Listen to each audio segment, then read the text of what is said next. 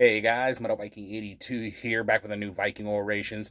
Got another review for you today. This time I'm going to be talking to you about the forthcoming debut full-length album from the band Castrator, entitled Defiled in Oblivion, due out July 22nd through Dark Descent Records.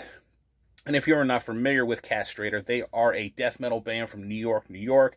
Been around since 2013, featuring Robin Maisin. Hopefully I pronounced your last name right. If not, I apologize. On the bass, she's also in Durketa, Gruesome, among others. You have Carolina Perez on drums. She is also in the band Hypoxia. Kimberly Oriana on guitars, and finally Clarissa Badini handling the vocals. As I said, this is their debut full-length album. It is 10 tracks, just a little over 40 minutes in length. Now, the band does have a previous demo and an EP, both of which are entitled No Victim, but they are two completely separate releases. They do not share anything but a title.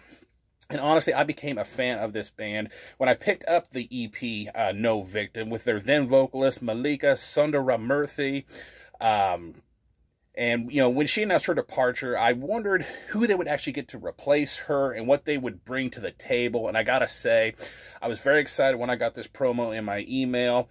And I was not disappointed in the least. The guitar work on here is just absolutely fantastic, in my opinion. And I love the tone that they got for the guitars.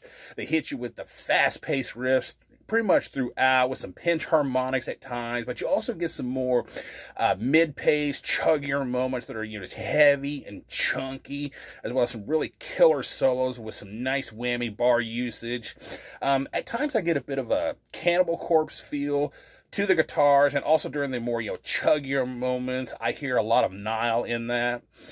Track number 2, Tormented by Atrocities, at the 2:18 mark. That is a great example of those, you know, chuggy, headbangably heavy riffs found throughout this entire album. Track number 4, Inquisition Sins, at the 2:29 mark. Again, another perfect example of those quality solos that you will find on this album. And again, I just loved the whammy bar use here. The bass is nice and thick-toned, very easily heard throughout the entire album, just rumbling away. And honestly, the bass tone alone and just the way it sounds throughout this album really brought, you know, to my mind, Alex Webster, and also, again, I know I've mentioned him in a lot of stuff here recently, but Terry Butler. Both of those guys are excellent bass players, in my opinion, and listening to this album, that's kind of what I was, you know, the vibe I was getting off of the bass. The drum production is solid with a nice snap to the snare, and I love the kick drum sound on here. There's lots of good patterns, rolls, and fills, nice blast beats, and I love the double bass work. You know, I've always enjoyed Carolina's performances with her band Hypoxia, and with Castrator here again, she has just turned an absolutely badass performance, you know, to add to her credit. Topping it all off are Clarissa's vocals, and being this is the first time I'm hearing her perform on an album, I was very impressed with her performance. You get a nice mid-range growl mixed with some just absolutely nasty sounding screams, and I love how they layer them at times. She kind of reminds me a little bit of like a heavier version of Heidi Irizarry, formerly of the band Averst, and I also kind of get a little bit reminded when I'm listening to her performance of Diva Satanica from Nervosa. You know, both totally badass vocalists in their own right. So yeah, she's definitely in good company, I think, if she sounds about like that. Yeah, the only other thing I picked out is track number 5, Voices of Everato.